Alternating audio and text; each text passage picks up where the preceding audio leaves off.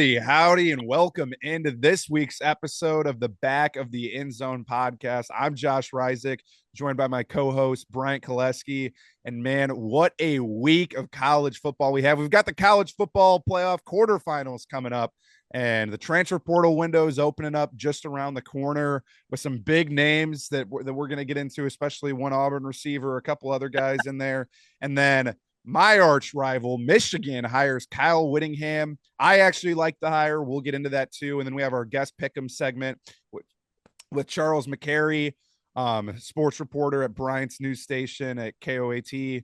And man, we got KAIT. Sorry, forgive me. You're good. You're good.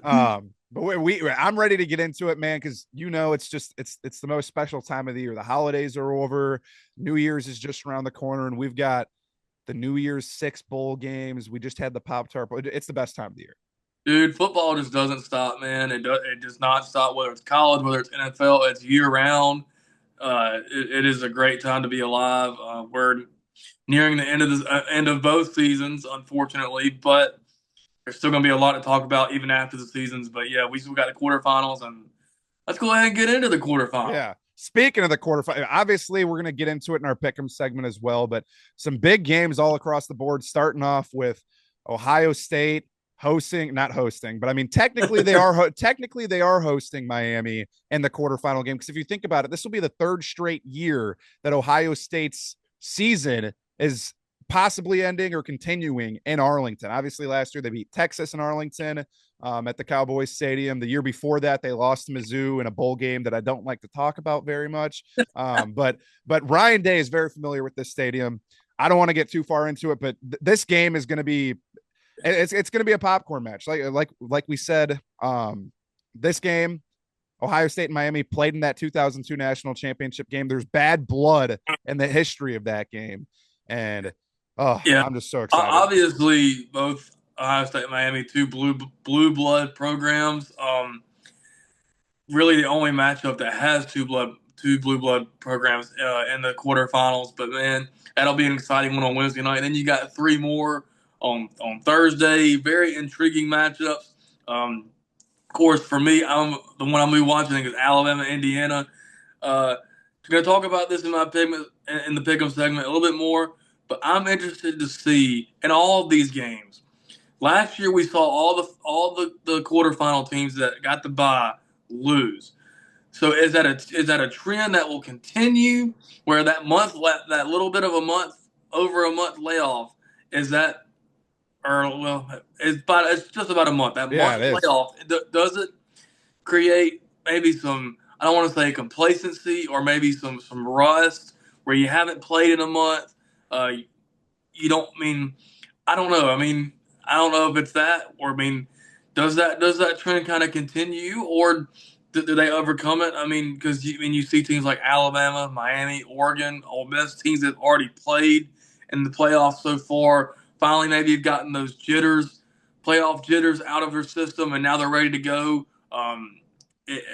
after a week off. So it's interesting to see how the first round bye teams handle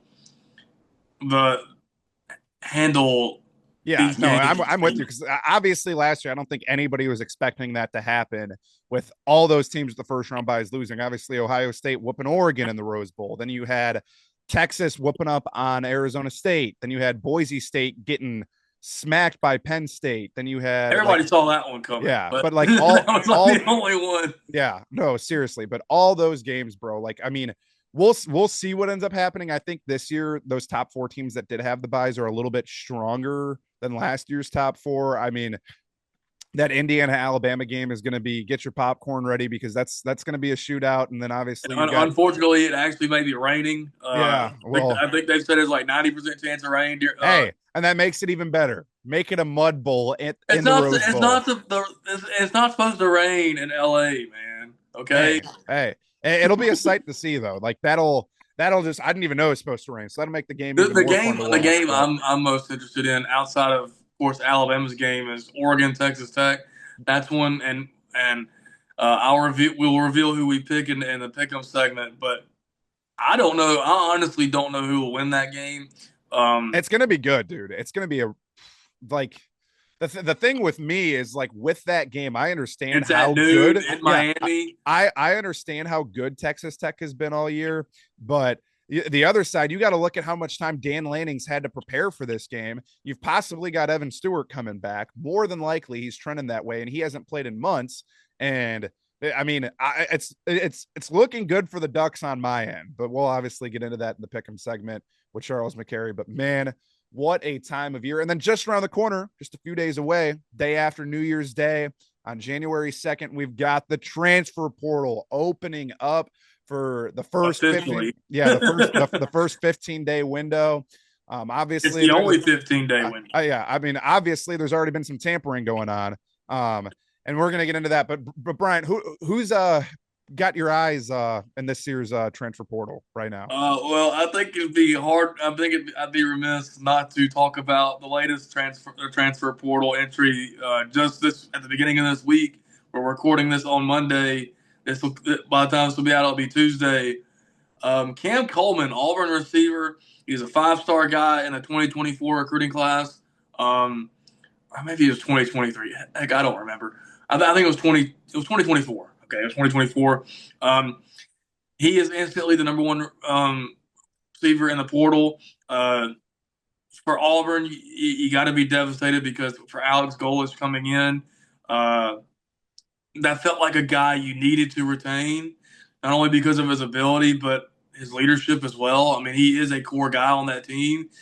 And you got to, I mean, as a Bama fan, I love seeing it. I mean, the downfall is, I mean, it's not really a downfall. They're already down, but going down even further, it's great to see. But man, it'll be interesting to see where he leans. Is he chasing after a bag, which is perfectly fine? Is that what he wants, or is he chasing a program that where he can win at, or is he Yeah. chasing both? Because there are opportunities where he can go get both, and it'll be interesting. And then there are some quarterbacks that are on the market too. Yeah, and that's kind of what I want to dive into is I think this year more than any other year in the portal, you've got some huge quarterback names hitting the portal. Obviously, you've got Brendan Sorsby out of Cincinnati, you've got Sam Levitt out of Arizona State, Rocco Becht out of Iowa State, Josh Hoover. Dylan Raiola, you've got DJ Lagway. But I think this is a hot take potentially.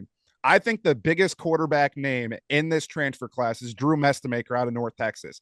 If you haven't heard that guy's story, you need to look it up. This guy was a redshirt freshman this year at North Texas.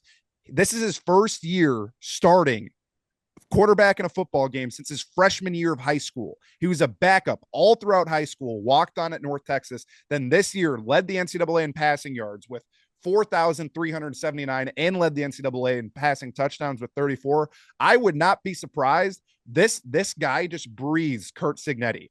With Fernando Mendoza leaving for the NFL draft, more than likely going to be the number one overall pick, I would not be surprised to see Curt Cignetti flee and try running after getting this kid because it just seems like the type of guy that Cignetti would go for. But, Either him or like a Josh Hoover from TCU. yeah. A lot of people have been talking about him as well. Dude, so many quarterbacks. I mean, there was some speculation about also Lenore Sellers. He's returning to the Gamecocks. DJ Lagway, all the physical tools, right? Yeah. Probably the most physically gifted quarterback in the portal. It'll be interesting to see where he lands. USF Byron Brown is in the portal, but we kind of we can probably predict where he's going to go. He's probably going to follow Golesh to Auburn. Yeah.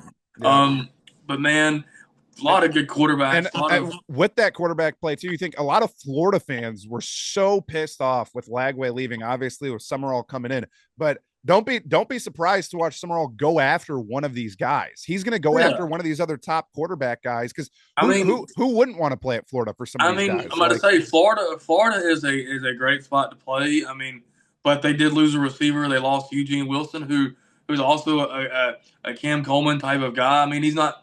I don't think they're the same type of receiver, but impact wise, he's been a guy that's been there for a few years now, and he's been really good.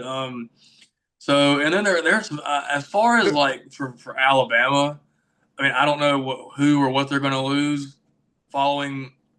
Whether it's the Rose Bowl or following their season's end, whenever it comes to an end. It'll be interesting to see with Ryan Williams. I do not think he will leave because I do think a lot of people think that he may leave just because he's not getting the ball enough, all this stuff. I think this year has been a very tough year for him to where he has created a little bit of all of his struggles have maybe been created by himself. I mean, the drops, I mean, that's on him. Um, I don't know where his mental head is at, but I think he loves Alabama enough to where he'll want to stay and just grind and work and come Yeah. back next year ready to go. And he's still got an opportunity to make an impact in this Rose Bowl. I mean, he's got an Yeah. opportunity. So it'll be interesting to see what happens with Ryan Williams, as far as Alabama goes. But there's some Another defense. player too. Another player too. I know I talked about Drew Mestemaker out of North Texas, their quarterback, who has led the whole entire country for quarterbacks and passing yards and passing touchdowns. Another person from North Texas, Caleb Hawkins, their running back, dude. He led the entire country in rushing touchdowns this year. Was I think fourth in rushing yards with like 1,400 something. And I'm like, that's another dude. North Texas is going to be losing a lot of their keys. Obviously, that's what happens when you're at a G5 school.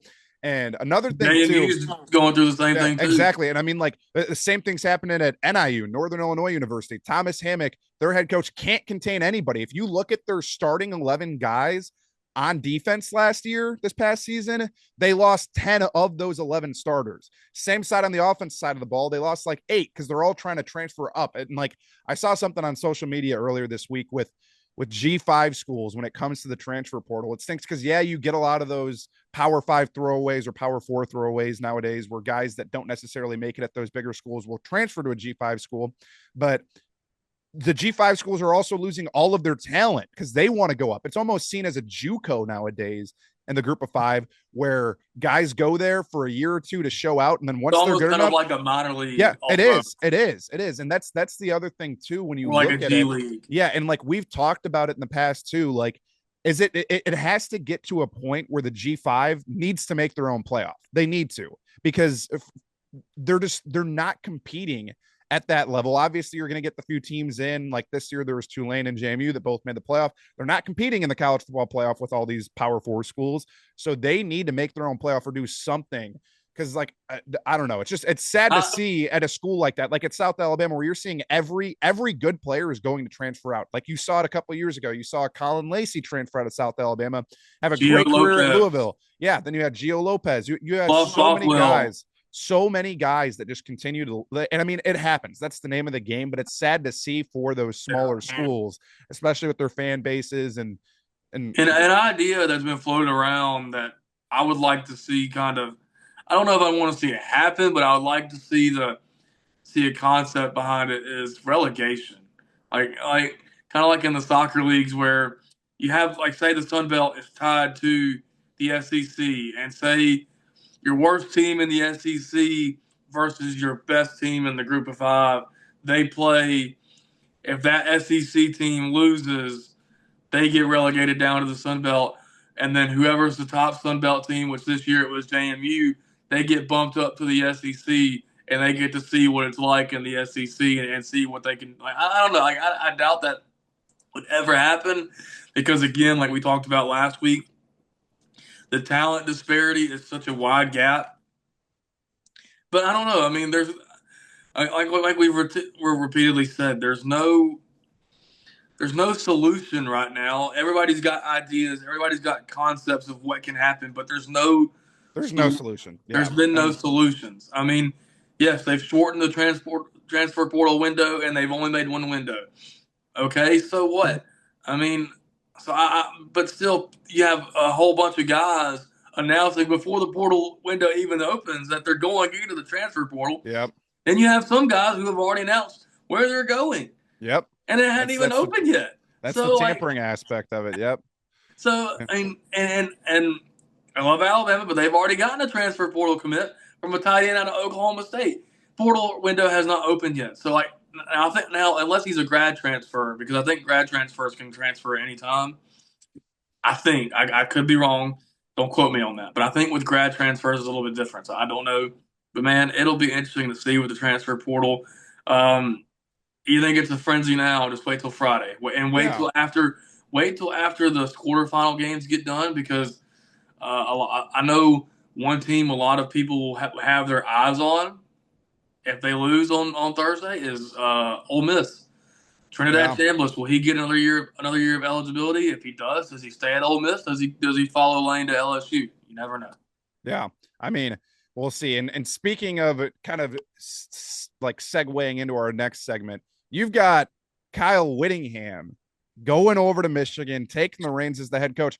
How's that going to affect their transfer portal? I think that's going to positively affect them. Obviously, I wouldn't call it a home run hire from Michigan, but I would say that this is a very great hire.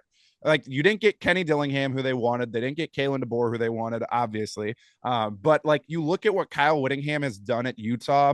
Obviously, he's been the head coach there for 21 years. He's been there even longer because he was an assistant. He was a DC for another 10 years. He's been there for like 32 total years, learned under Urban Meyer. You look at what he did with Cam Rising and how there was 2 or 3 years where Utah was right up there in those rankings, pushing for a college football playoff spot. They were top 10 a couple of those years with Cam Rising. They've had some great tight ends over the years. Like Great Dalton, defensive yeah, player. yeah, and That's what Whittingham is known for, is defense. So yeah, and I mean, I think that it's a great hire by Michigan. Obviously, 5-year deal worth a little over 40 million, I think. And Michigan will be back to beating Ohio State 5 straight years in a we'll row. see. But the thing is, he's replacing Sharon Moore after those off-field issues. I think he's After an that upgrade. dismissal, I think he's an upgrade too, and I think that this is a stable hire for Michigan. It's No completely stable. nonsense. But yeah, there's nothing wrong with Whittingham. You look at his whole entire coaching career. There's never been any crazy drama. There's never been anything against him. He's just a great guy. His coaching resume has been great. And I mean, like, his name alone going to Michigan like, Michigan's already got a boatload of NIL money. And now you look at what Whittingham did with Cam Rising. Now he's got Bryce Underwood. You look at these other guys on that team. They've got that freshman wide receiver, Marsh. Yeah, if they stay. But I mean, he could re-energize this fan base and bring Michigan back to where they were just a few years ago, winning a national title. And you mentioned Kalen DeBoer, Kenny Dillingham.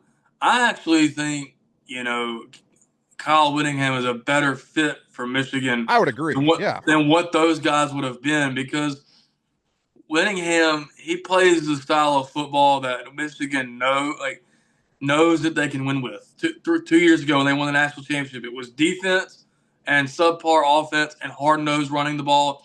Great in the trenches. That's where they flourish 2 years. And the hardball teams, it'll kind of look like that. It'll look like that under Whittingham. Very, very talented defense, tough in the trenches, physical.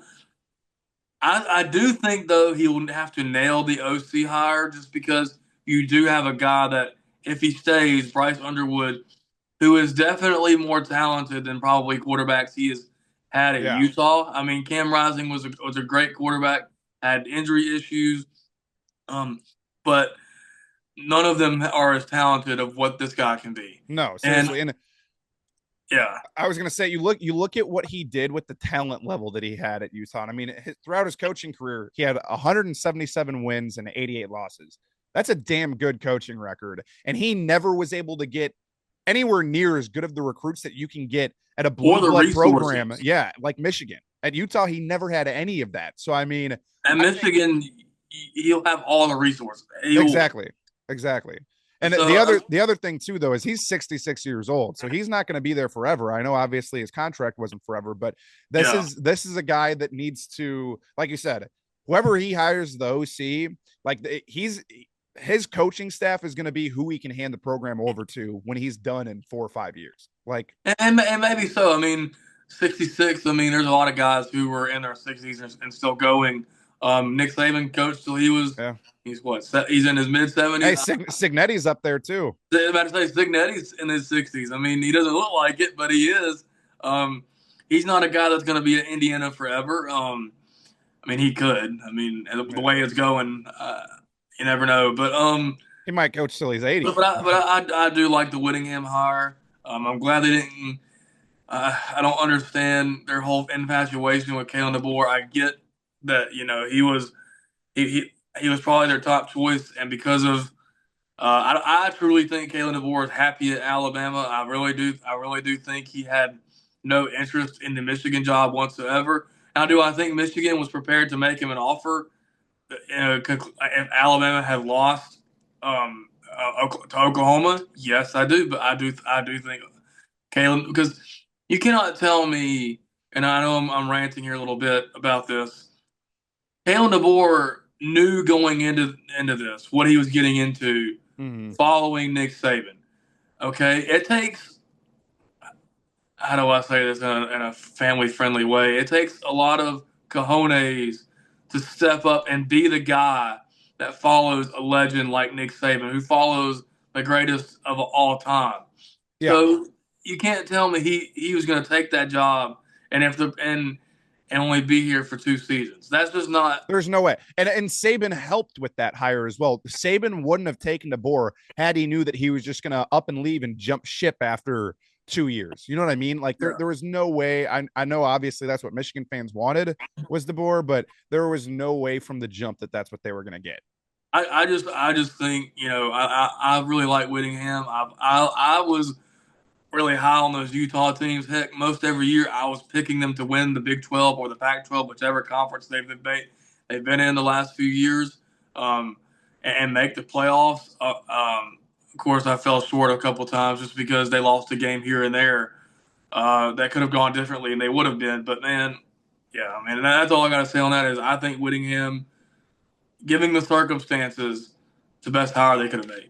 No, I'm 100% with you. And I mean, like, some Michigan fans were upset too, right from the jump. And I don't think there's anything to be upset about with this hire. Who else are you going to get that's better than Kyle Whittingham? His resume is great. Again, there's no drama.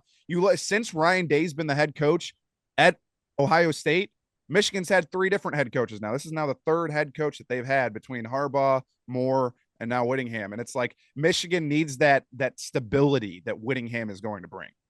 And it's not like he doesn't have players. Michigan does have a talented roster. He's As long as he can retain some of those guys, including Underwood, like kind of like I said with Golish and Auburn, Underwood is the guy.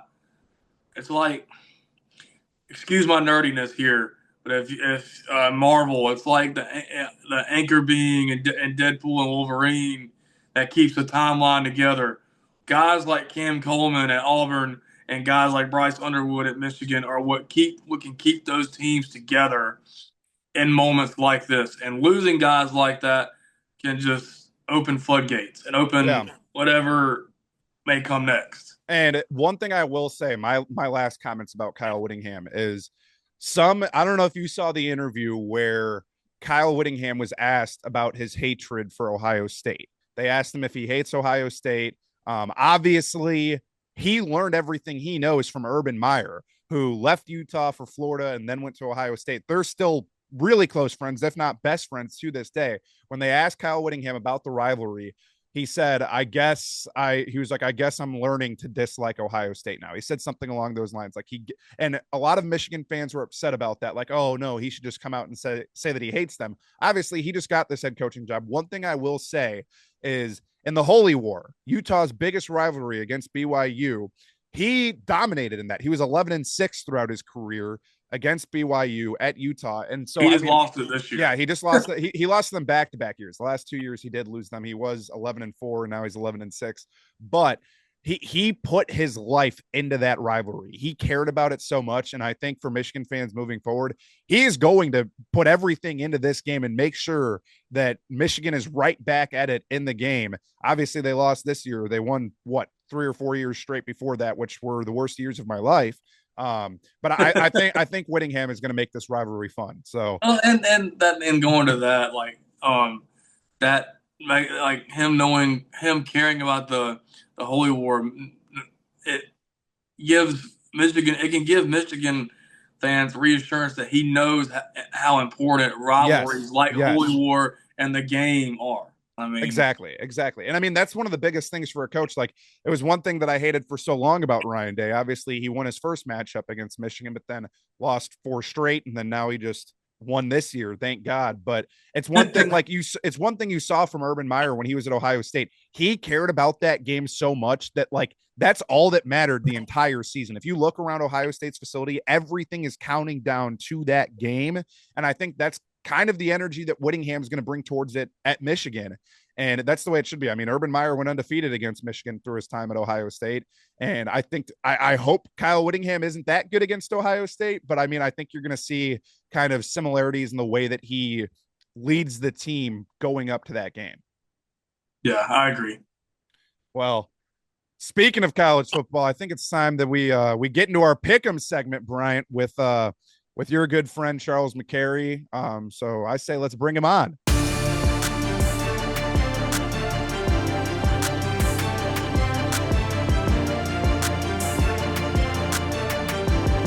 Hey everybody, this is our pick'em segment for the quarterfinal week's exciting week of football that we got coming up. And our guest is my coworker and my guy, no other than Charles McCary. He is one of our sports guys at KAIT where we work. Does an incredible job, a phenomenal job. He has his own platform. Uh, How much I got to pay you to say that? but yeah, he has his own platforms. Go check him out. He does an incredible job. But yeah, man, how was your Christmas? It was good, man. It's funny. I was just talking with my wife. I was like, Christmas went by so quick. It's like we woke up. We just had a baby. She's 10 months old, so it was her first Christmas. My son is 15, so it's like we're all in the Christmas spirit in the morning, and then all of a sudden it was like, oh, well, we gotta go to bed. Yeah. You know what I mean? So, but no, it was awesome, man. Glad to have the day off to kind of just be around family. But it's back to the grind, dude. For sure, for sure. And I spent the week in Branson. Got to go to Chiefs Broncos. That was an incredible experience. Getting to go to Arrowhead, which might not be around for much longer, which is crazy to think. But yeah, I saw your pictures, man. I was like, look at dude up there having a good time, and then your squad got a win, so it's even better. oh yeah, well we got us. We're only going to pick the quarterfinal games, the four quarterfinal games. And Josh, if you want to take it away, we'll start. Yeah, with for you sure. guys' And game. yeah, you already know, Bryant, what game we're starting out with. New Year's Eve, the Cotton Bowl, Miami playing against Ohio State. And this game, it's got history behind it too. Go back to the 2002 national championship game where Ohio State took down Miami by 7 in that game. And in this one, this game is getting a lot of hype going into this week. I mean, the last few weeks, everybody's been talking about Miami's defense, Reuben Baines Jr., their front seven, everybody that they have to kind of threaten Ohio State and Julian Sand. But obviously, I'm going to be biased in this game regardless. I'm going to pick Ohio State. But my reasoning behind that is just I understand Miami's explosive, but Ohio State's defense is so physical, and I feel like that's one thing that a lot of people are forgetting about going into this game. They've got so many guys all across the field on that defensive side of the ball. Like you look at Arvo Reese, you look at Caden Curry, you got Caleb Downs spying as a safety coming up, running some great packages to kind of threaten Miami. And the thing with me, and you saw it in that first round game when Miami played A&M, they won that game 10-3, but they had no life of offense at all. And that's the big crucial thing for me in this game is I understand Miami's defense is good. I know they're going to threaten Julian Sand a little bit, but if Ohio State is pushing Miami to a 3rd and long, I don't think Carson Beck can get the job done. I don't think Tony can get the job done. I don't think anybody on that offense is good enough, and I don't think they've seen a defense as good as Ohio State, so that's why I'm taking the Buckeyes in this game. Yeah, and one thing I worry about for Ohio State, and it's the one thing I worry for all these teams that had the first round bye. We saw it last year where all the first round bye teams uh, lost because maybe that month layoff made them a little rusty. But I don't think this year it'll be much of a factor. I think maybe it was just one of those coincidences last year where it just happened. While the defenses are getting a lot of hype in this game, I'm looking at the two quarterbacks. I'm looking at the two guys who will be who will have chances because both offenses have guys to do something against both these defenses. But Ohio State just has more. They have Miami. They have one guy to really key in on, and that's Malachi Tony. And if they can't run the ball with Mark Fletcher and that crew, then Ohio State will be able to tee off. I trust Julian Sayin more than Carson Beck, and that's kind of crazy saying because Carson Beck's 6th-year senior at this point, 7th-year senior. But yeah, I like the Buckeyes too. But I think it'll be a defensive slugfest. I really do. I'm gonna say Ohio State by a million. And it's kind of like what you said, Jay. It's a lot of history in this game. You've got that the national championship game where it was a fluke. You know what I mean? Like it was a penalty that should have been called and all that. Ohio State, Ohio State is upset. I'm gonna tell you that now. The Buckeyes are upset. They feel like they shouldn't have lost to Indiana a couple weeks ago. And I feel like they're going to come out to prove a point. This is the start to becoming back-to-back champs, right? So I think they come out and they punch Miami in the mouth early and often. I do like Carson Beck, but I just think against this defense, he's not going to have a good day. And it's kind of like what you guys said against A&M. You saw what their offense was trash. It was terrible. It was terrible. So now you're going up against a defense that's well rested, and they have a point to prove now. And track record with Ryan Day and that team, when they lose and they're coming back off of a week off, they put up some big numbers. So I think we're going to look at probably like a 40 points from Ohio State. I think it's going to be a dominating performance from the Buckeyes. And I'm not saying that because I'm a homer or anything like that, or playing favorites or anything like that. But I honestly, if you look at just track record with the Buckeyes when they're coming off a loss, it's not nice for the next team. No, exactly. I will say though, Miami will be motivated too, and you saw it going into the A&M game. I mean, they were told for weeks that they were not above Notre Dame, and they weren't above. They weren't by the committee that they shouldn't have gotten in, and then they get in at the last second. And I don't know, man. I see it being a closer game, but I do, like I said, I do think Ohio State gets the win just because I think they're the better rounded team. That they're not one dimensional, or they don't have one side of the ball that's just anemic. Yeah, yeah, for sure. Now getting into our next game, we're going to start off with the Orange Bowl, Oregon versus Texas Tech, and with this game, I think my hot take is I think it's a quiet sleeper of the quarterfinal games. And I think that this game could be the highest scoring game of all the quarterfinal games. We're talking about a chance that Oregon, more than likely, it's trending that Evan Stewart's going to be back this week. He's a stud, and just everything else with this game too, like looking at it, obviously it's Texas Tech's first time in the college football playoff. They have a lot to prove, but for me, I think Oregon is just a lot more dangerous than Texas Tech. I know this game's iffy for me. I think Texas Tech is good. They've proved it all year long, but I think that Oregon's just got some more depth at their skill position. They can, like, their defense too is, I mean, I don't know. I'm kind of just rocking with the Big Ten and sticking with them. But the one thing with Texas Tech that I will say is that their offense, they're very similar to like a Ben Johnson ran offense, and they'll go for it on fourth down when needed. So if they're in that situation, even if it's a fourth and long, I could still see them going for it. But I think Oregon's stronger in this game, and I think that they're going to take it home in the Orange Bowl.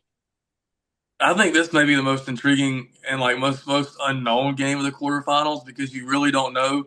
Now, while Oregon did smash JMU, they gave up over 500 total yards of offense to JMU. I mean, JMU quietly had a good day against the Dan Lanning led defense against Oregon, and I really like Texas Tech's defense. They play with a nastiness. The Rodriguez guy, insanely good football player. I really like him.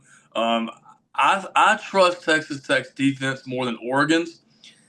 I just don't know what Texas Tech's offense is going to do. But I'm going with Texas Tech here. I like Texas Tech. I like the story of Texas Tech. So give me the Red Raiders in this one. I mean, there's part of me that wants to stay with the Big Ten. I would love to see an Oregon, like the Ducks, move on. But Texas Tech just went out and spent some money, and they put together one of the best teams in the country. And that defense is, like you said, nasty. Rodriguez flying around the ball. David Bailey, 13 and a half sacks. You had Romello Height had 9 sacks on the season. I think I got to agree with Brian on this one, man. I think I got to go Red Raiders. And a close one. It's going to be close. What does my guy say?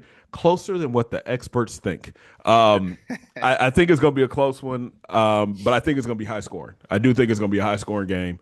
I just think Texas Tech's defense is just too strong.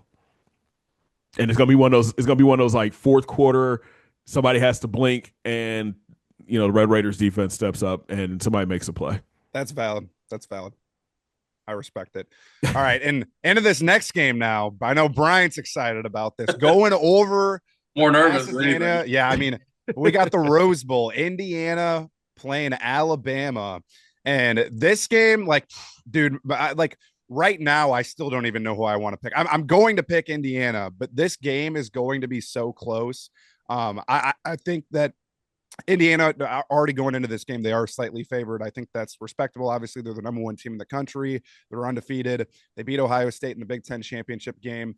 And I think this is a moment that is going to, this game is a moment for Cignetti to continue building his legacy. Obviously, he just re-signed that contract extension with Indiana to stay there. He's going to stay there the rest of his career. And I think this is a defining moment for Curt Cignetti. And I don't know how DeBoer fares in this game. Alabama's occasionally inconsistent, and we've seen that. Obviously, they can flip a game in 3 plays like they did against Oklahoma in that first round game, and they've done that all year long. But I think that there's just minor inconsistencies that they've continued to have all year long, and we still saw those in that Oklahoma game. Obviously, they came out on top, but for me, I think Indiana is just more disciplined. You don't see those inconsistencies in Curt Cignetti's team that much. Fernando Mendoza's gritty. And I think it's going to be close, but I think Indiana comes out on top. Charles, I'll let you go next on this one.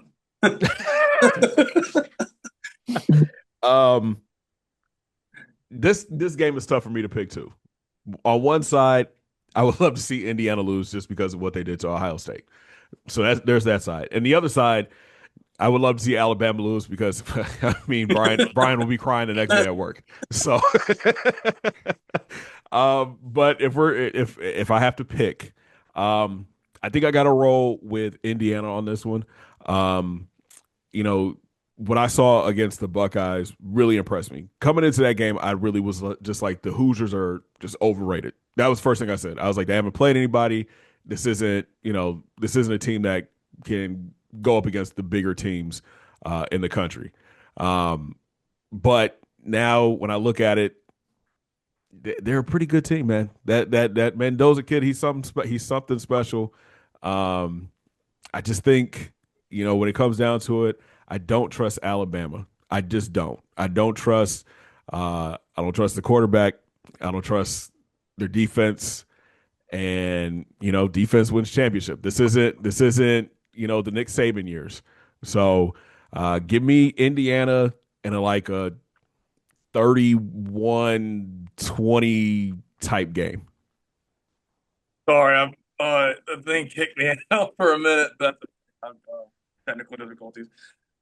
Okay, so when it comes to this game for me, one thing stands out, and when Alabama played, make sure the mic is on. When Alabama played Georgia in the SEC championship, obviously they were not healthy, not 100% at all. They had some key guys out, and when you saw those key guys come back against Oklahoma, it's like the light flipped on, and you saw the Ty Simpson that we saw in the middle of the season. It didn't start off well, but I don't know. For me, can Indiana handle the pressure of being in a game of this magnitude? And I granted they did against Oregon earlier in the season, and they did against the Buckeyes. But after a month off, all you've heard is Indiana's the best team in the country, Heisman Trophy winner, Big Ten champs. Can they handle the pressure of being in a game like this? On one side, Fernando Mendoza has been great all year, but against defenses like Oregon's, Ohio State's, even against Penn State, he was shaky in those games. Only 6 touchdowns, 5 interceptions. I think Alabama can create some confusion among Mendoza. Indiana's a great team. Curt Cignetti, they don't beat themselves, so it'll be very tough for Alabama. But I think Alabama's defense on one side and then Ty Simpson on the other side will be the difference in this. I think Alabama's how do I say this? Used to being in these moments, an experience in these moments will overtake Indiana. That's not, of course, that's not me maybe being a little biased, but it will be interesting to see the matchup. Like, because these two teams have never played each other. You have one of the most winningest programs of all time in Alabama going up against the second most losing program of all time. So a lot of dynamics going into this game. I don't know. I don't. I'm picking Alabama, but I don't feel great about it. I've been flip flopping all weekend, but I'm gonna go with the tide on this I knew you couldn't go against them, Bryant. So I mean, it comes as no surprise to me. one. I'm not shocked either. But let me ask this though, B. If When's the last time we saw Alabama on the field? Was that the SEC championship? Oklahoma. Oklahoma game. Oklahoma. Didn't they come out slow against Oklahoma too? Yes, they did. Okay. So my concern with Bama is if they come out slow against Indiana like that, Indiana's offense is the way Mendoza's been playing. He's been playing lights out. Yeah, he's had some mistakes, but when it came down to crunch time, that dude is like he's been balling. And you brought up the Penn State game. He threw a last second touchdown against Penn State, right? The Oregon game had a really good fourth quarter in the Oregon game. Ohio State game, unfortunately, in that fourth quarter, he balled out too. And I mean, he made some throws in that game. So my thing is if Alabama comes out like they did against Oklahoma and it gets to that fourth quarter and it's you know what I mean? Like it's your butt cheeks are clenched. You know what I'm talking about? Yeah. Who are you going to trust more? Are you going to trust Mendoza more, or are you going to trust Ty Simpson more? I think I trust Alabama's defense more because all throughout the season, Alabama's defense has stepped up in the fourth quarter. Against Georgia, they didn't score. The offense didn't score at all in the second half. Defense stepped up, made a big play on fourth down that sealed the game. In the Mizzou game, 2 turnovers in the fourth quarter that prevented them from getting points. In the Tennessee game, pick six at halftime. Pick six at halftime in the OU game. Against Auburn in the Iron Bowl, had to have it. Fumble recovery. I mean, that Alabama's defenses came up big all year long. So I trust Alabama's defense in that spot too. Okay. And maybe not Todd Simpson, but I damn sure trust the defense. That's my take on that. Okay. I respect it. But now into our final game of the quarterfinals. Obviously, in the Sugar Bowl, we've got Ole Miss taking on Georgia. And Bryant talked about it a little bit when he was talking about Alabama with experience.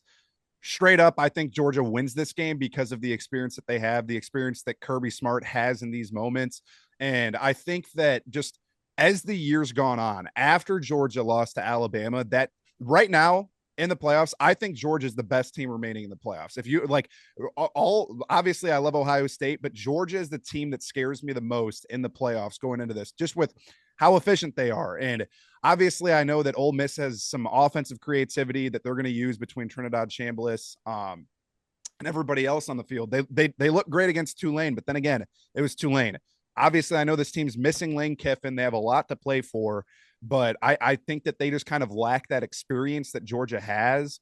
And Georgia's going to wear you down every single play. Like you look at that defense too, and the way that they play. Georgia gets better as the game goes on, and I think that's where they're going to wear down on Ole Miss. And I mean, like, dude, Gunnar Stockton's like he's looked amazing the whole year. Nate Frazier, Zachariah Branch, that whole offense, they have weapons all across the field, and that's why I'm taking the Bulldogs to win in the Sugar Bowl. So the first time this game was played, it was an offensive slugfest. I think Ole Miss had a 2-score lead going into the fourth quarter against Georgia. What kind of a message would that send to Lane Kiffin to beat the team he couldn't beat in the playoffs? Now, granted, you're going up against a Georgia team that has been pissed off ever since they lost that Alabama game. The defenses really came on. They didn't look good early in the season. They couldn't pressure the quarterback earlier in the season. Even in that Ole Miss game, defensive struggles everywhere. But I think this is a game where the late game decisions, the head coaching woes of not having a Lane Kiffin will come to bite them. I mean, I like Pete Gold. He was a defensive coordinator at Alabama for several years, won a couple of national championships. Maybe want to bang my head against the wall a few times every now and then. But I just think Georgia, from a coaching experience and a player experience, is just too much to handle. It's hard to beat a team twice, but Georgia has proven that they can do that. They did that last year against Texas twice. So that is my take. I think Georgia gets the win, but I do think it'll be a close game. I really like Trinidad Chambliss. Um, I think this is a 3 for 3. I mean, I think the Bulldogs actually dominate in this game. Um, Losing your head coach is not an easy thing to overcome, and Lane was the play caller. So I mean, you're losing your offensive coordinator and you're losing your head coach. That's just, that's not a good sign for Ole Miss. I do like Chambliss, but the Bulldogs have just looked just scary the second part of the season, man. And yeah, I think it's not going to be close. I think this might be the blowout game of the quarter of the what is this, the quarterfinals, right? Yeah, Yep. the quarterfinals.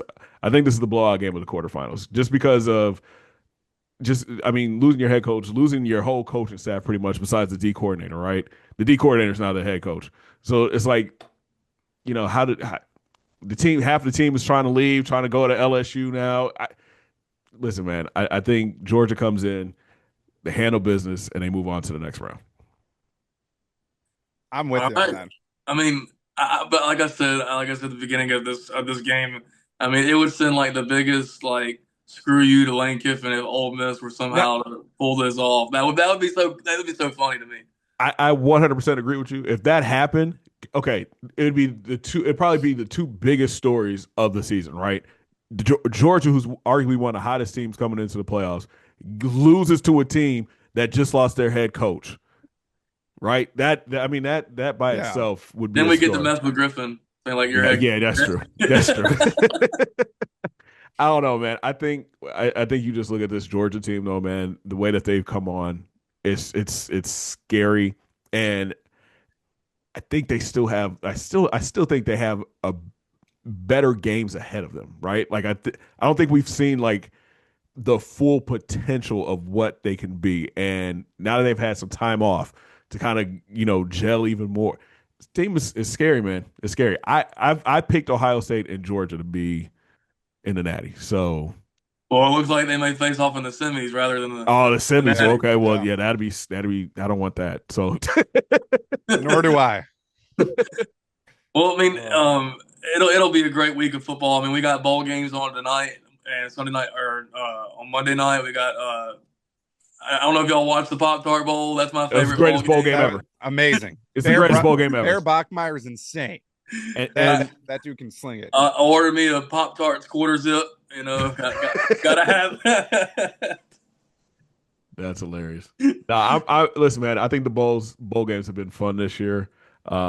I got to go down to the Xbox Bowl. That was dope. I mean, that was pretty cool. It had all the Xbox characters walking around the field and taking pictures, so that was pretty cool. Then they had the game console on the trophy. I mean that's one of the best trophies ever. I was trying to find one, man. I was hoping they would have handed me one, but they were get being some extras. Exactly. But no, listen, man. I think bowl season this year has been fun, and I'm in a 100% agreement with Butch Jones when he says if you get rid of the bowl games, you get rid of college football.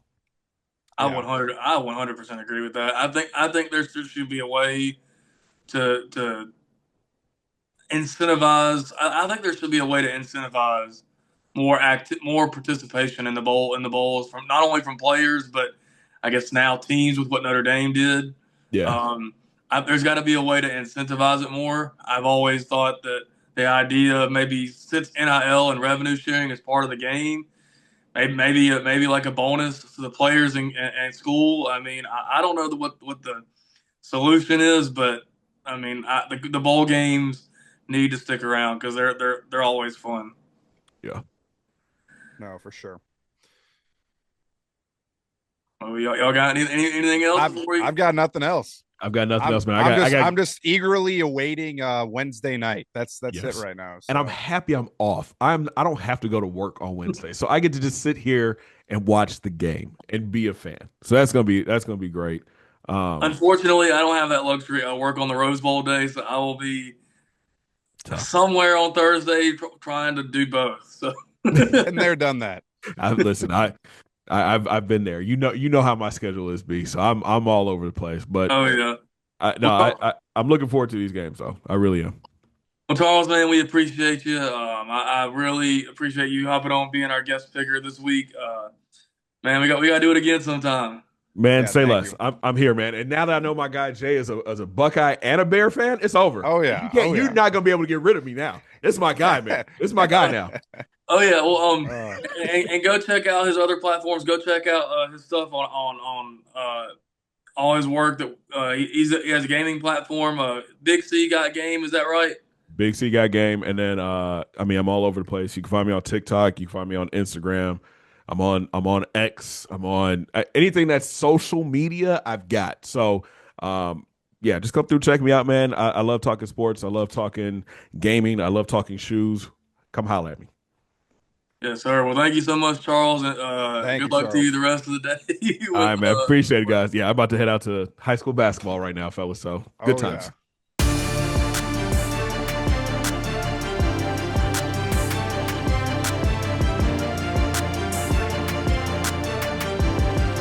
Well, man, I can't thank Charles enough for hopping on with us. That was incredible. It's a lot of fun getting to pick the quarterfinal games. We hope all our teams keep going, that we're here next year. Not next. Well, we'll be next year. We'll be next year by the time we record a new episode. Yeah, the quarterfinals will be fun. We hope both of our teams get into the semis. That'd be a lot of fun. Hey, that's all you can hope for at this time of year. So hopefully we're not heartbroken by the time the new year comes along, and by the next time we're talking to you guys in the next episode. And sooner or later, not sooner. Well, soon it'll be the NFL playoffs. Both of our teams, Broncos still alive for a number one seed. Obviously, your Bears not, but they still won. Both of our teams won their divisions, and will get a crack at the playoffs. No Chiefs this year in the playoffs. No Chiefs. More than likely, too. You know what's going to happen for the Bears in the playoffs, being the 2 seed? More than likely, they're going to be playing the Packers at home in the first round of the playoffs. So that'll be a crazy game. I mean, if the Broncos can get one more win before the season against the Chargers, they will have not only the number one seed, but they will have home field advantage throughout the playoffs all the way until they get to San Francisco, if it happens. And San Francisco could have, if they win against Seattle next week, they could have home field advantage the entire playoffs. the entire way. The entire way. All the way to the bowl, which that would be insane. But yeah, we'll see. It's been fun. Thank you for tuning into this week's episode, and we hope you all have a happy new year.